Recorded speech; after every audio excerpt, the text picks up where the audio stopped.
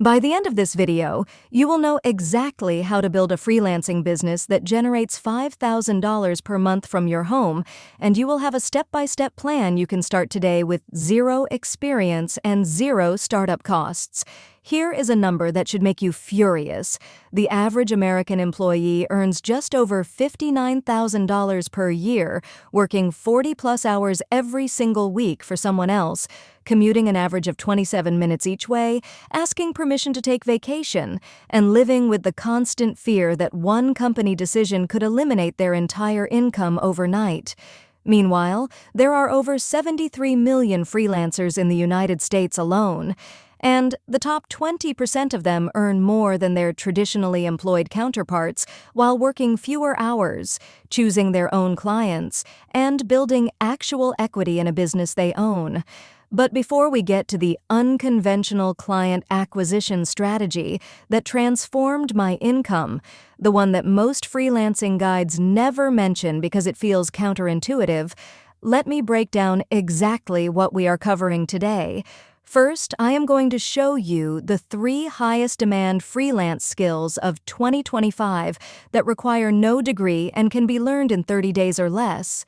Second, you will learn the exact pricing formula that separates $500 a month hobbyists from $5,000 a month professionals. Third, I am going to reveal the client pipeline system that generates inbound leads while you sleep. Quick, if you have ever struggled with wanting to escape the 9-to-5 grind, but feeling completely lost about where to start, hit the like button right now. It tells the algorithm this content is valuable and helps us reach more people who need to hear this. Let me tell you about Sarah. Sarah worked as an administrative assistant in Chicago, making $42,000 a year. She spent 2 hours commuting daily, her boss micromanaged every email she sent, and she had been passed over for promotion 3 times in 4 years. She had student loans of $37,000, credit card debt of $8,000, and exactly $412 in savings. Every single month, Sarah watched her bank account hover dangerously close to zero, wondering if this was really all life had to offer. The worst part was not the money. The worst part was the Sunday night dread, that sick feeling in her stomach every single week, knowing she had to wake up Monday morning and pretend to care about TPS reports for someone else's company. Sarah was trading the best hours of her day, the best days of her week, the best years of her life for barely enough to survive. But here is what nobody tells you about the traditional employment trap. The security it promises is an illusion. Companies lay off loyal employees every single day. The average worker will experience 5 to 7 job changes during their career. That so-called stable paycheck is only stable until it is not. Sarah did not need a new job, she needed a new model entirely. And that model is freelancing. Let us start with skill selection because this is where 90% of aspiring freelancers sabotage themselves before they even begin. They pick skills based on what sounds interesting or what some random blog post recommended without ever researching actual market demand. Imagine walking into a grocery store and trying to sell sand.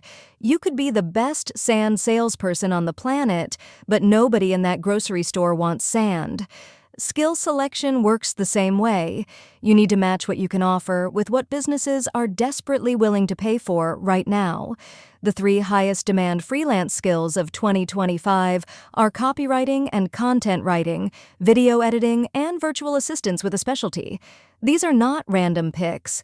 These are backed by data from Upwork, Fiverr, and LinkedIn, showing consistent year-over-year growth in job postings, average hourly rates above $35, and low barriers to entry.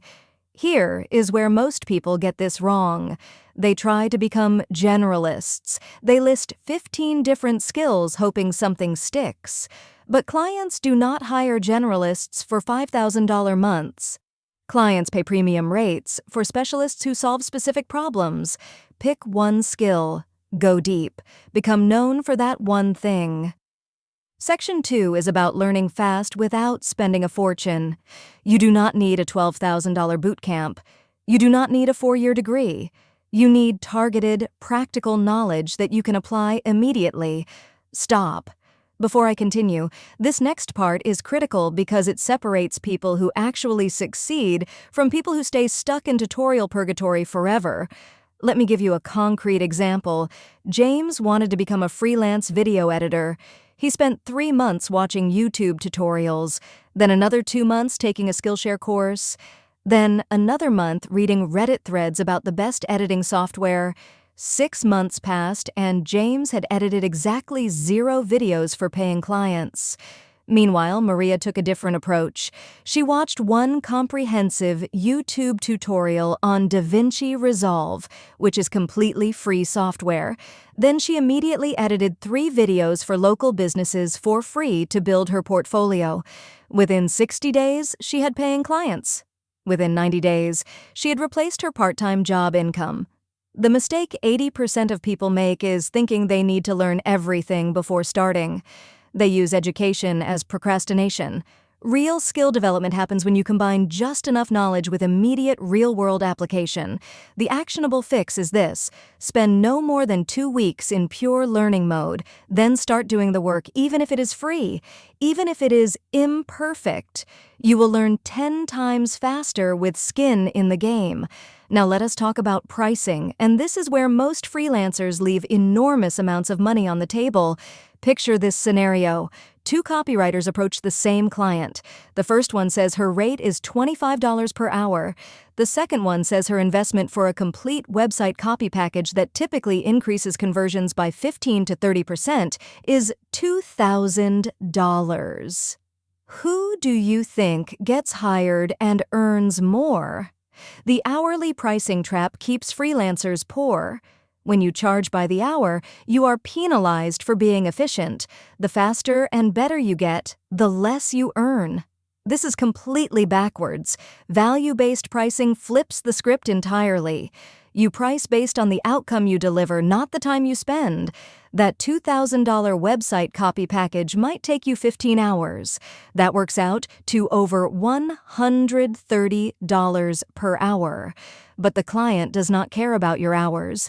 They care about getting a website that converts visitors into customers. This next section changed everything for me when I finally understood it. Your pricing communicates your positioning.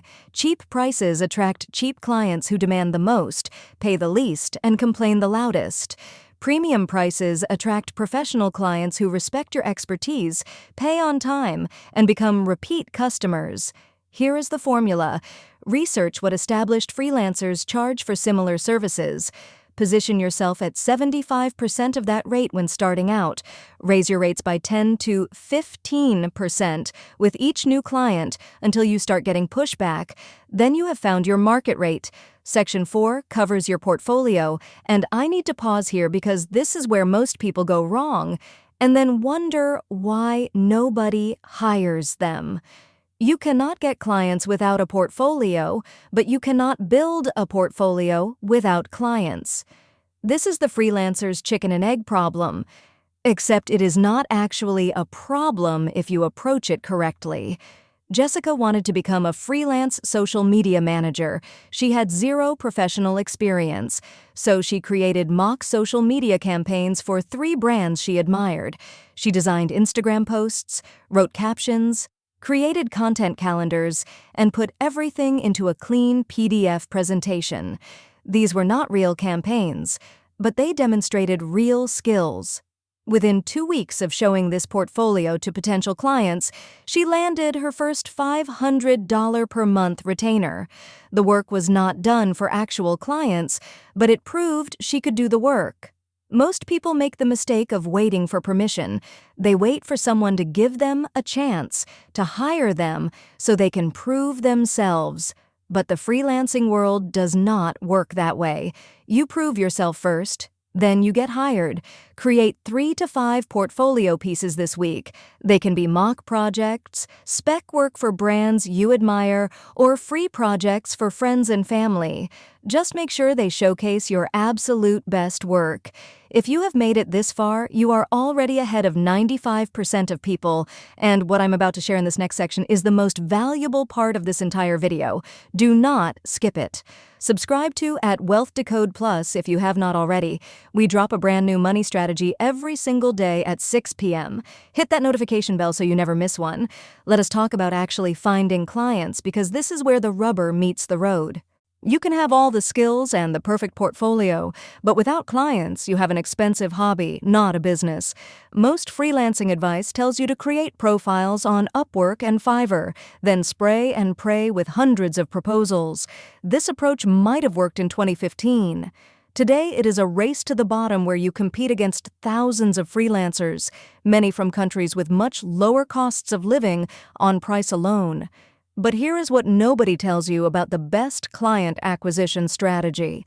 Direct outreach to specific businesses converts at 5 to 10 times the rate of platform bidding. When you send a personalized message to a business owner addressing a specific problem you can solve, you are not competing against hundreds of other freelancers. You are often the only one they are talking to. Here is a concrete example. Marcus wanted to land clients as a freelance email copywriter. Instead of bidding on Upwork jobs, he found 50 e-commerce brands in the pet products niche. He signed up for their email lists. He analyzed their emails and identified specific improvements he could make. Then he sent personalized outreach to each one, with a brief audit and one free email rewrite. His response rate was 18%. Out of 50 outreaches, 9 businesses responded. 3 became paying clients. His first month of freelancing generated $2,800. The mistake 80% of people make is going broad instead of going deep. They try to appeal to everyone and end up appealing to no one. Marcus succeeded because he niched down to pet products e-commerce and became the obvious choice for that specific market. Section 6 covers systems and automation because $5,000 per month from home means nothing if you are working 80 hours a week to earn it. Think about a restaurant. The ones that succeed have systems for everything: how orders are taken, how food is prepared, how tables are turned. The owner is not doing everything themselves. They have created processes that run predictably. Your freelance business needs the same approach. You need a client onboarding system that gathers all project requirements up front, so you are not chasing information later. You need a project management system that keeps everything organized and deadlines visible. You need an invoicing system that sends payment reminders automatically so you do not feel awkward asking for money. Most people skip this step. Do not make that mistake. They treat each client as a brand new adventure, reinventing processes every single time. This leads to burnout, missed deadlines, and inconsistent quality. The tools you need are simple and mostly free. Use Notion or Trello for project management. Use Wave or PayPal invoicing for payments. Use Calendly for scheduling client calls. Use Google Drive for file organization and delivery. These 4 free tools can run a 5-figure monthly freelance business. Section 7 is about scaling beyond the $5,000 mark, because once you hit consistent income, you have a choice. You can stay at $5,000 working the same hours forever, or you can build leverage. There are 3 scaling paths for freelancers. First, you can raise your rates as your reputation grows. Going from $50 per hour to $100 per hour doubles your income without adding any hours. Second, you can productize your service. Instead of custom work every time, create packages with fixed scope and pricing that you can deliver more efficiently. Third, you can build a team. Hire subcontractors to handle delivery while you focus on sales and client relationships. Here is where most people get this wrong. They try to scale before they have mastered delivery. They hire help before they have documented their processes. They raise rates before they have built a reputation that justifies the increase. The right sequence is to first master your craft and deliver exceptional results consistently, then document your processes so they are repeatable, then optimize for efficiency so you earn more per hour of actual work. Only then should you add leverage through rates, productization, or team building. Now let me tell you exactly what to do with everything I have shared. Today, within the next 10 minutes, pick your one freelancing skill from the 3 I mentioned. Just pick one. Analysis. Paralysis kills more freelance dreams than lack of ability ever will. This week, complete 3 portfolio pieces. Block out 2 hours each day for the next 3 days. Create mock projects that showcase your best work. Get them into a clean, presentable format. This month, send 20 direct outreach messages per week to potential clients in a specific niche. That is just 4 per day on weekdays. Track your results in a simple spreadsheet. Refine your approach based on what gets responses. Use Canva for portfolio design. Use Loom for video introductions to prospects. Use Hunter.io to find email addresses. All of these have free versions that work perfectly. Now let me answer the question I planted at the very beginning. The unconventional client acquisition strategy that most freelancing guides never mention is this. Stop selling your service. Start solving problems publicly.